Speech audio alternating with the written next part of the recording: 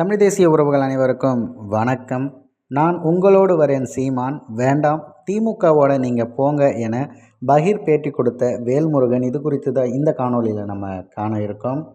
இந்த நிகழ்வு சமீபத்தில் நடந்திருக்குங்க. இப்படி ஒரு மிகப்பெரிய நிகழ்வு நடந்திருக்குங்கிறதே நமக்கு ரொம்ப லேட்டராக தெரியுதுங்கிறது தான் ஆச்சரியமாக இருக்குது. ஆனால் பல மேடைகளில் சூசகமாக அண்ணன் சீமான் அவர்கள் இது குறித்தெல்லாம் பேசியிருக்காருங்கிறது வேறு கதை. சமீபத்தில் தமிழக வாழ்வுரிமை கட்சியுடைய எம்எல்ஏவாக இருக்க பண்ருட்டி எம்எல்ஏவாக இருக்க வேல்முருகன் அவர்கள் புதிய தலைமுறை ஊடகத்திற்கு ஒரு நேர்காணல் தரார்.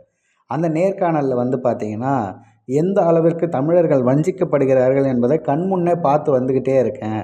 அப்போ அதனுடைய வேதனை என்ன அப்படிங்கிறத நம்ம பகிர்ந்தாகணும்ல அப்படின்னு சொல்லிட்டு பல வேலைகளில் பல விஷயங்களை பற்றி அவர் பகிர்ந்திருக்காரு. அது மட்டும் இல்லை, மிக முக்கியமான ஒரு விடயம் என்ன அப்படின்னு சொல்லி பார்த்தீங்கன்னா, அவருக்கும் அண்ணன் சீமான் அவர்கள் சொல்லக்கூடிய அத்துணை அரசியலுக்கும் ஒத்து போகிற மாதிரியான சிந்தனைகள் கொண்ட நபராக இருக்கார்.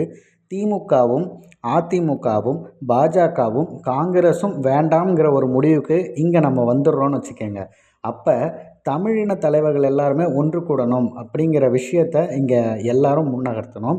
இதுக்காக நாங்கள் எல்லார்கிட்டையும் பேசினோம். இதற்கு சாட்சியாக ஐயா மணியரசன் அவர்களே இருக்காங்க. நம்ம எல்லாம் ஒன்று சேரலான்னு சொல்லிவிட்டு நான் சீமான் அவர்களை எங்களோட வர சொல்லி நான் அழைத்தேன். ஆனால் அவர் வரலை.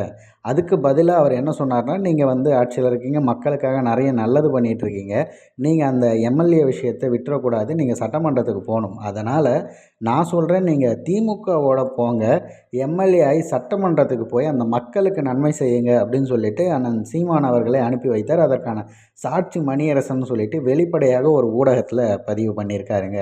ஒருவேளை அண்ணன் சீமான் அவர்கள் இப்படி சொல்லியிருக்காரு அப்படின்னா, இந்த விஷயத்தை எப்படி நம்ம எடுத்துக்கிறது, எப்படி புரிஞ்சிக்கிறது அப்படிங்கிறது ஒரு சில பக்கம் பாசிட்டிவாகவும் இன்னொரு பக்கம் நெகட்டிவாகவும் இருக்குது. தமிழ் தலைவர்கள்லாம் ஒன்று கூடியிருந்தால் நல்லா இருக்குமே அப்படிங்கிற ஒரு எண்ணமும் இருக்குது.